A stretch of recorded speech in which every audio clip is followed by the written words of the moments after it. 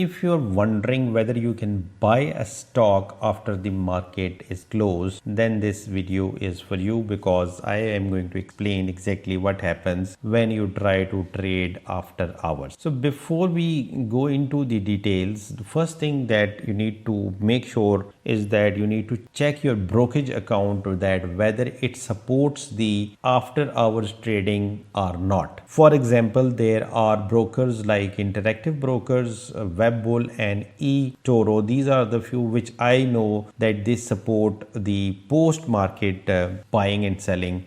You need to first find out that. The second thing is that you need to have the basic understanding of the market hours in your own region. While I am making this tutorial purely for the US based audience, but this is valid for everybody who is watching this video from any part of the region. You need to find your own market hours from the home page of your stock exchange website. So in the United States, the regular US market hours are from 9:30 a.m. to 4 p.m. Eastern time from Monday to Friday. And the second thing that you need to understand, what does the word closed means?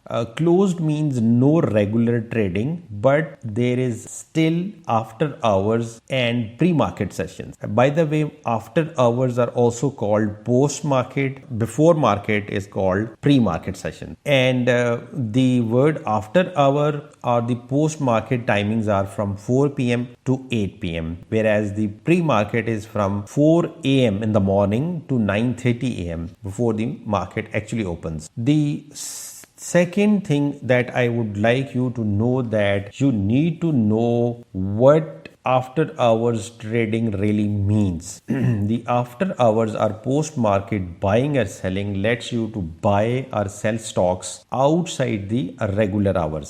Since the main exchange floor is closed, so the trades are matched through the electronic communication networks or ECNs. It's a little dicey to buy or sell stocks in the pre or post market because prices can move very fastly due to the low volume and few traders, and orders may not fill instantly at the price that you are expecting. The third point, which I have already highlighted, that you need to make sure that your broker app or platform supports it. You can look for the terms like extended hours or after hours or pre-market trading in your broker's platform or app, and if unavailable, you can only place order that queue for the next market open, meaning by the regular market.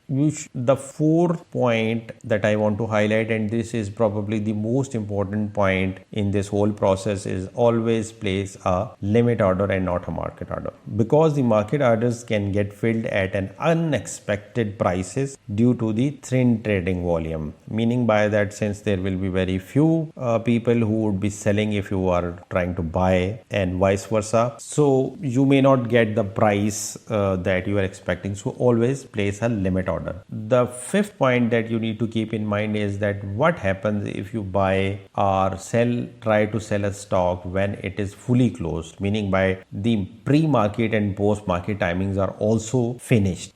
In that case, first of all, if you place an order after 8 p.m. Eastern time or before 4 a.m. Eastern time, which means that at night, it won't execute immediately. It will wait in the queue until the market or pre-market opens. You can still submit the order, it just won't fill until the trading resumes. That is the most important point.